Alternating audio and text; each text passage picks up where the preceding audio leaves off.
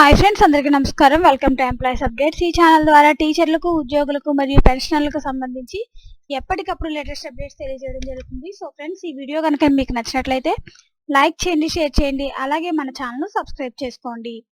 ఇటీవల కాలంలో ఆంధ్రప్రదేశ్ ప్రభుత్వం చాలా మంది ఉద్యోగులకు 2 నెలలు జీతాలు అయితే ఇవ్వలేదు ఫ్రెండ్స్. దానికి సంబంధించి మరో 1000 కోట్లు రుణం తీసుకోవడం జరిగింది. ఆంధ్రప్రదేశ్ ప్రభుత్వం మంగళవారం సెక్యూరిటీ వేలంలో పాల్గొని 1000 కోట్ల రుణం తీసుకుంది. 9 ఏళ్ల కాల పరిమితితో తిరిగి చెల్లించేలా 7 నుంచి 47% వడ్డీకి ఈ నిధులు సమీకరించింది. దీంతో ప్రస్తుత ఆర్థిక సంవత్సరంలో బహిరంగ మార్కెట్ నుంచి 33,500 కోట్ల రుణం తీసుకున్నట్లయింది. సో ఫ్రెండ్స్, మరో 1000 కోట్ల రుణం అయితే తీసుకుంది ఫ్రెండ్స్. అలాగే 7.47% వడ్డీకైతే ఈ నిధులను సమీకరించింది. సో ఫ్రెండ్స్, ఈ వీడియో కనుక మీకు నచ్చినట్లయితే లైక్ చేయండి, షేర్ చేయండి, అలాగే మన ఛానల్ సబ్స్క్రైబ్ చేసుకోండి. Thanks for watching this video.